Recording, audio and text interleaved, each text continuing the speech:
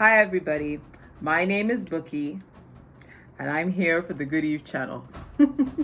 How y'all doing today? Anyway, why am I laughing? Well, I'm laughing because, laughing is very good energy and it's always important to just have that good kind of joyful spirit. Anyway, I'm also laughing because I was just looking over what I'm about to discuss with you today.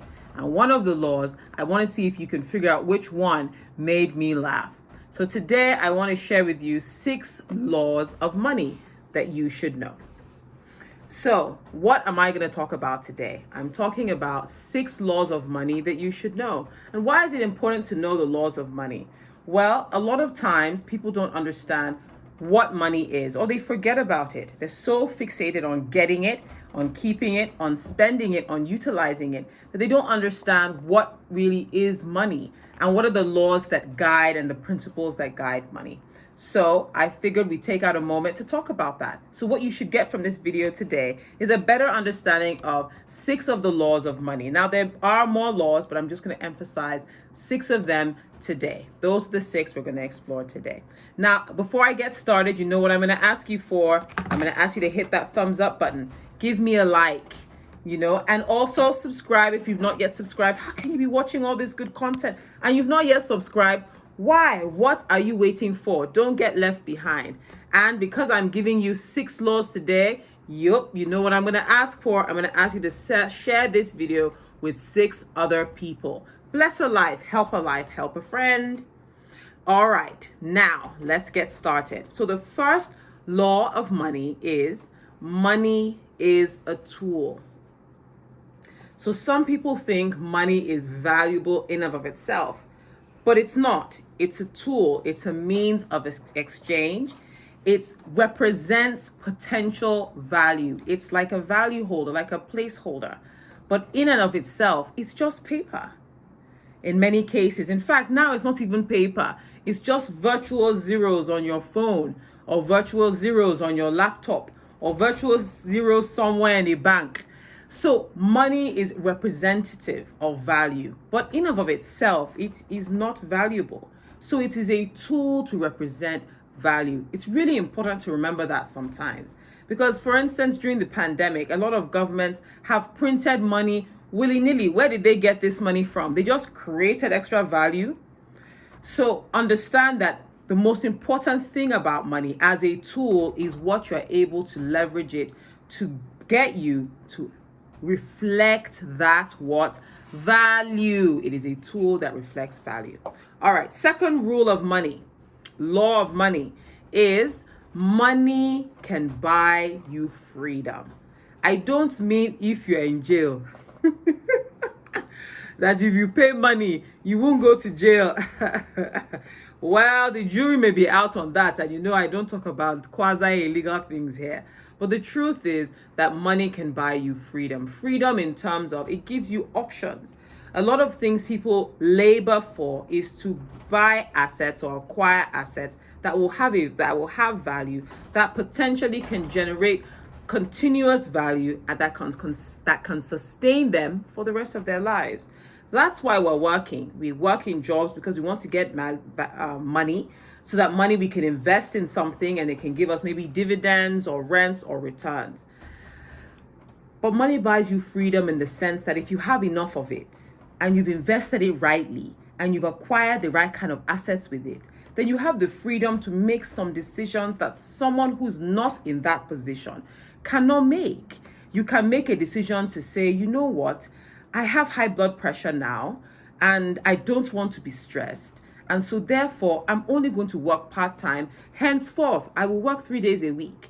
And so you can look for engagements that will allow you to do that 3 times a week. You can take more time to find a better fit. You can decide to say, you know what, I still want to work and earn money. I want to do things with my time.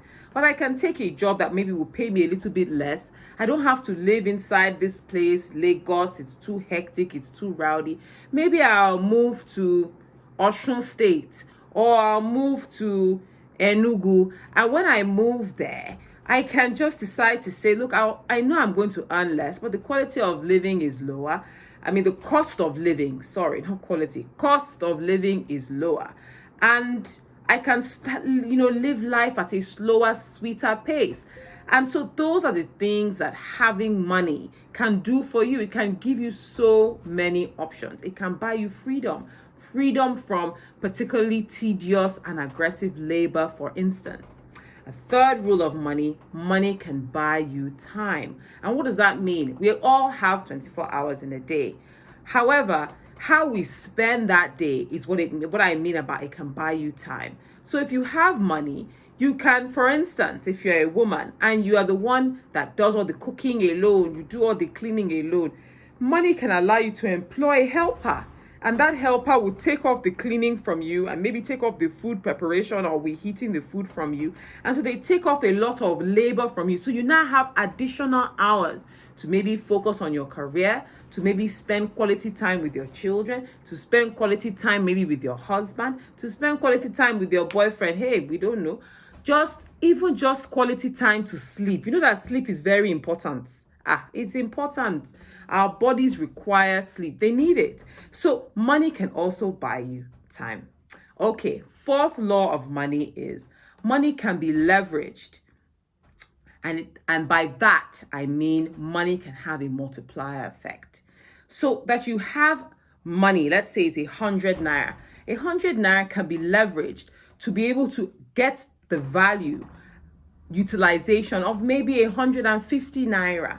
So for instance, if you own an asset that is worth 100 naira, you can actually go to a bank and borrow an additional 50 naira or 80 naira and put that into, for instance, a business or another asset. But guess what? You still own your asset that's 100 naira. The bank has now given you 80 naira. So all of a sudden, that 100 naira has been leveraged. It's been multiplied to now be worth 100, to be delivering value as if you have 180,000 naira.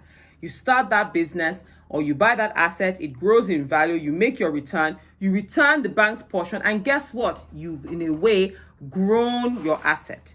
So money can be leveraged, it can have a multiplier effect. There's so many different ways that you can leverage money. But of course, this is just a rule and a law. I'm not saying that's what you should do, but if you are going to do it, make sure you consult with the right professional so they can tell you how to do it in such a way that you also don't lose your collateral, which is the original 100 naira. Okay. Rule 5, money doesn't change people. It only shows who you truly are. So a lot of times people will say, oh, someone has money and money has the ability to change character. Money doesn't do that. It only shows who you are. So you find that if you are someone who saves aggressively, if you get a lot of money, you will continue to save aggressively. In fact, your problem will be people to convince you that, you know what, calm down, calm down, calm down. You can spend a little. And if you're a spendy, you spend it before you get it. I'm telling you, once you hear money is coming, you have already gone to borrow from your usual suspects, the ones who usually give you money. You have gone to collect. I'm getting a windfall. It's coming in. Don't worry. I'm getting it on Friday. Once I get it, I repay you back. Don't you worry. Don't you worry. That is what you do. So money only amplifies that. If you know you have 100 million coming and you're a spender, you will spend 150, or you will spend 90 million before that 100 million even comes. If you're someone who is a saver, when the 100 million comes, you would already have, if you're a saver, investor, already before the money comes, you've already plotted, you've identified where it's going. 5% is going here, 10% is going into real estate, 15% is going into mutual funds. This one, I'm changing it into crypto. You've already mapped where it's going, and immediately the money drops, you start calling. I've transferred. Okay, act, send me evidence. You've moved. And just like you were before the windfall came in, within a day, the saver is looking the same. And within a day, the spender, well, they're always spending, so they're looking spendy. All right. Another law of money is don't be a slave to money. Money can enslave you. You can find yourself pursuing more and more and more. So it's important. Money won't tell you when you've had enough of it. You must know what your enough is. And some people will say, how can money ever be enough? How can I say I have enough? Then you need to check yourself, because you're the type of person, when you get money, you keep going more and more and more. I was listening to an audiobook the other day, and they talked about a man named Gupta. And he was a former president, CEO of McKinsey Consulting. And as you know, I spent a few of my years in my early career working in consulting firms, not McKinsey though. And by the time he was retired from McKinsey, this guy was an orphaned and homeless by the time he was 14. I believe he's from India, and he became a naturalized American citizen. So by the time he was 14, he was homeless. And he rose to become the CEO of an American consulting firm. He got to the highest level. He was on the board of 5 publicly listed companies, and his net worth was estimated to be $100 million. But you know, after all of that, after retiring, and he retired by the time he was in his 50s, the young man had reputation, had prestige, had money. But do you know he went to jail for several years for fraud? Oh yes, for insider trading, not fraud, insider trading. And what were the trades? They determined that how much did he make extra from these trades? $17 million. You already had $100 million.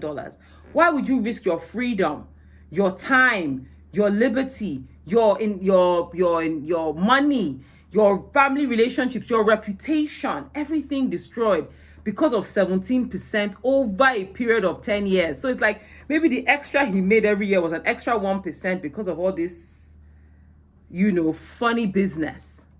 But it started from him not knowing when enough was enough. He was worth $100 million. He wanted to be worth $1 billion. And you know what's funny? If he had invested that $100 million in appreciating assets and allowed it to compound and lived a relatively low-key life, by the time he was 70, I believe, or even 75, definitely he would have crossed 1 billion. And time and chance happens to us all. Maybe one of the assets he's invested in will just blow up, and maybe he'll cross the 1 billion. But you know what? What is the difference between someone that has 100 million and someone that has 1 billion? If you want to fly privately, you can fly privately. If you want to live in certain aspects, in certain places, you can live there. If you want to go to certain resorts, you can go. And he already had the reputation that far exceeded his 100 million because he was former McKinsey. But he didn't know when to say enough was enough. And so he was a slave, it would appear, to money. The law is money can enslave you. You must know when to tell money enough. I've had enough. That doesn't mean you have to give it all away, but that striving as if you are still an orphan child on the streets must end when you understand I've reached a certain level that it's not my life anymore, and you make the change to grow. Okay, so rule number 7. Everybody wants money, but nobody wants to do the work for money. And I think that's the rule I'm going to conclude with. Now, of course, I'm speaking in absolutes. Everybody does want money and everybody needs money. And some people are ready to do the hard work, let me be fair. But a lot of people just want to get rich quick. They want to hear, I start this thing today and next month I'm cashing checks. My checks are $10,000. My checks are $100,000. And they just want to hear they're making money overnight. And money doesn't work that way. You have to work hard for money, for it to come, and you have to also work hard for it to stay. And that working hard is the discipline of being consistent in your habits and being consistent in your behaviors. All right, so there we are. Please like this video because we've come to the end. And down below in the comments, I'd like you to share some of your laws of money. I'm sure I missed some out. Share them with me down below. Well, as I always say, please, let's all stay humble and let's all learn. Bye for now.